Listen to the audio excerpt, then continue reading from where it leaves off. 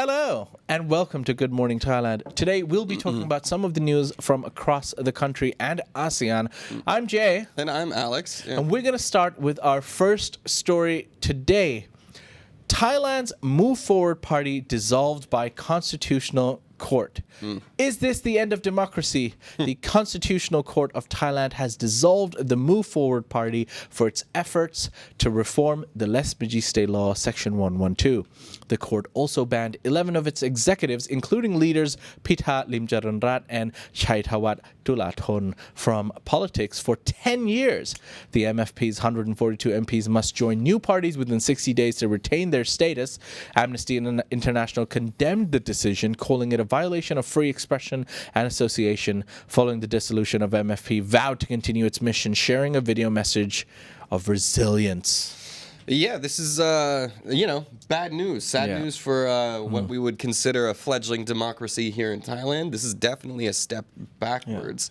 Yeah. And for those of you thinking, how could this happen? Well, this has happened before. Yes, the Future Forward Party was the party that was dissolved after some rounds of elections several years ago. Yeah. And then it came back in this iteration, Move Forward Party. Well, if it's happened twice, is that a pattern now? It is indeed, and it's a bad one because obviously Move Forward Party obtained the most votes in the election last year. So to think that by dissolving the leadership that they're going to eliminate any of that grassroots support that they enjoyed all across the country is a bit naive. So this is going to lead to, I don't know. So this is not the end of the story, that's for sure. And what comes next is going to be up to the Thai people. What we're going to see maybe happening in the streets in terms of protests and things like that. But this is a move that's going to piss off a lot of people, I think. But keeping on that topic, there's a bit of a scandal controversy with the Prime Minister, as Srettha has denied allegations of bribery amid this MFP turmoil. So the Thai Prime Minister, Srettha denies knowing about alleged attempts to bribe Move Forward Party MPs into switching allegiances. Rumors suggest rival factions offered 30 million baht to some MFP MPs. These claims emerged as the Constitutional Court ruled to dissolve MFP for violating the Political Party Act. MFP MP Thong Suwan alleged a high-ranking minister made these bribe offers. Now, Prime Minister Srettha stated he is unaware of such actions and urged those with evidence to come forward for legal action. There's a lot of fishiness going on around here. Hey.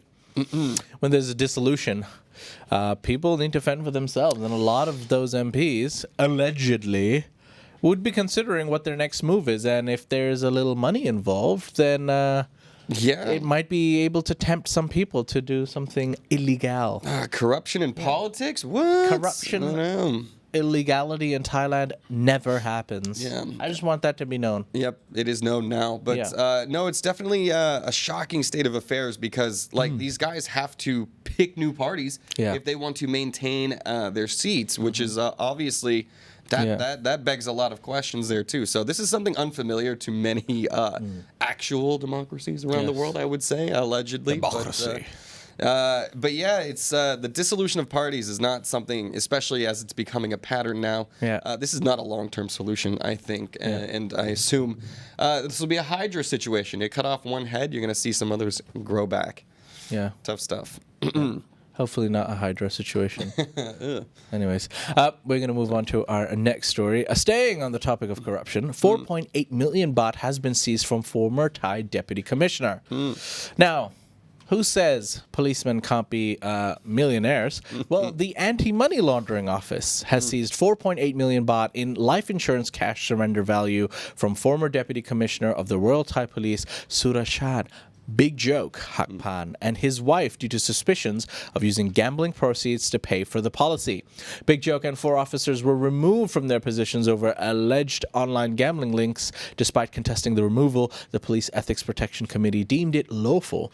AMLO disclosed these assets totaling 109 million baht, which were seized from the gambling ring.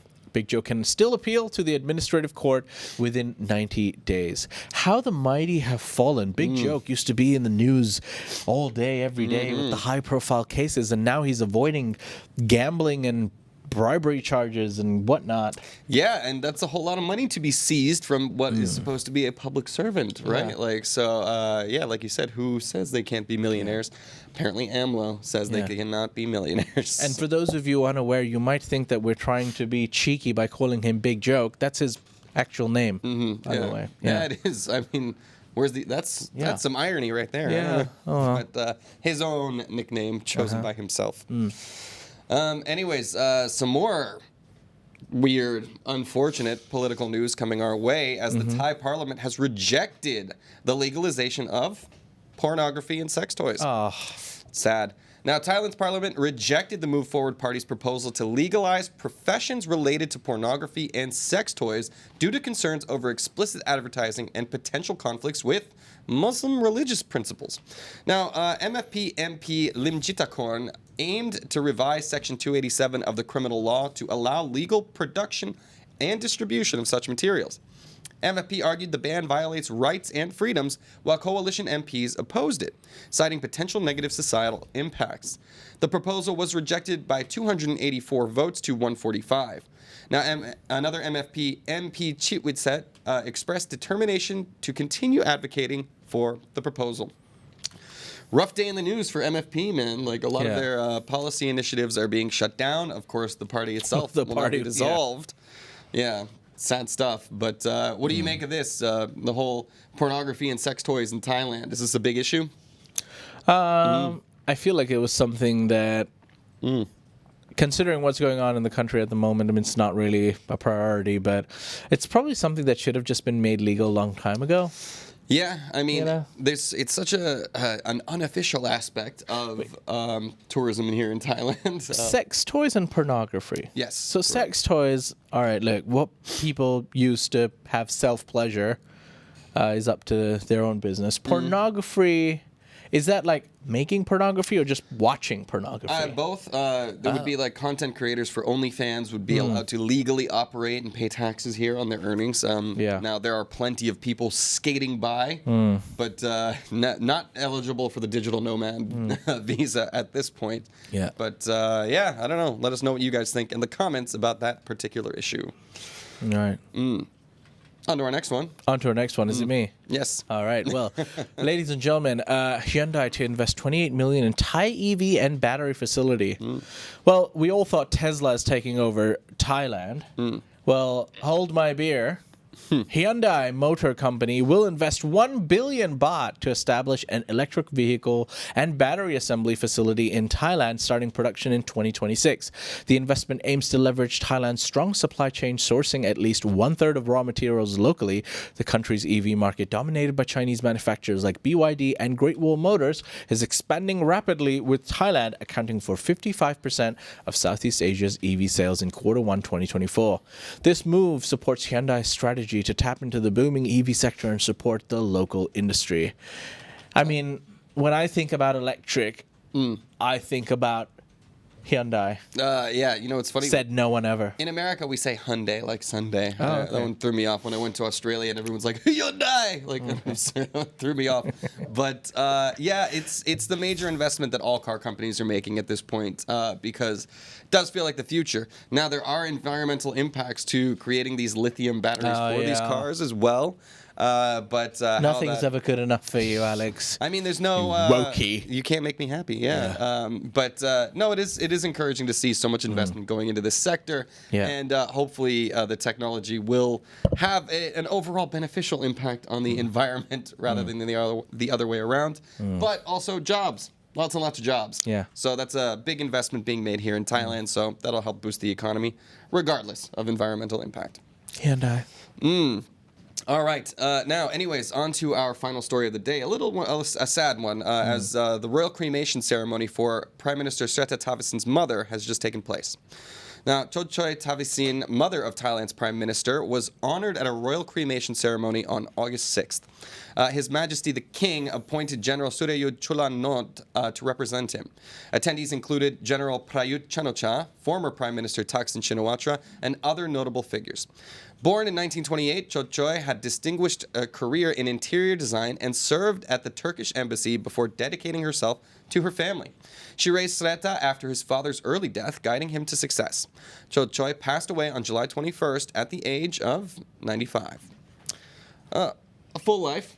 95 years old. That's a long way to go. And also acting as, both mother and father, a single mom, to now one of the most powerful people in Thailand. So I can say that she probably did a good job. Interesting stuff.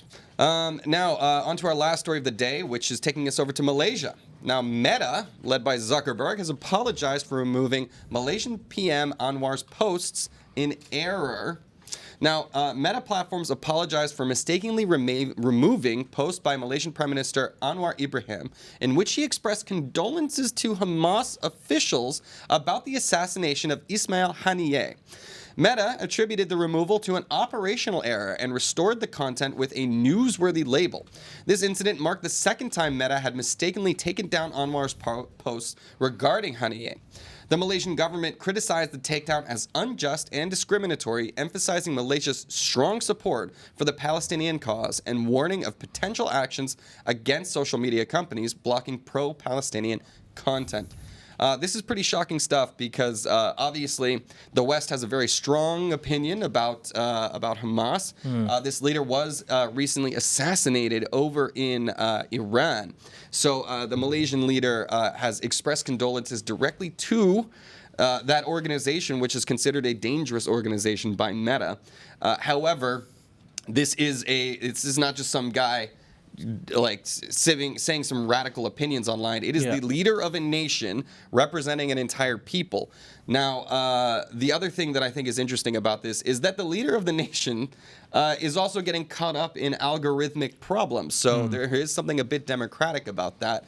But please do let us know what you think about that. Should there be censorship on this topic, considering its controversy, or should leaders of countries have free access to private platforms like Facebook to express controversial opinions? Yeah, freedom of speech, man. You're all about that. Yeah, I am. Allegedly. And they can have the thing is, he is the leader of a government that can retaliate at Meta and get some of those services blocked too. So, I don't know. Tricky story, that one. Yeah. All right. Well, ladies and gentlemen, those were some of the stories from across Thailand and ASEAN. You can find more stories on thetiger.com, and you can also join in on the conversation on ASEAN Now. We actually have threads about all different topics about visa. You can create an own thread. You can talk about the current news and headlines, and you can join in the conversation about your opinions about the MFP's dissolution. There's going to be lots of activity going on about that topic for sure. Yes. But yeah, do tune in, do like and subscribe, and for now we'll get into the comments and catch up with you guys. Hey yo.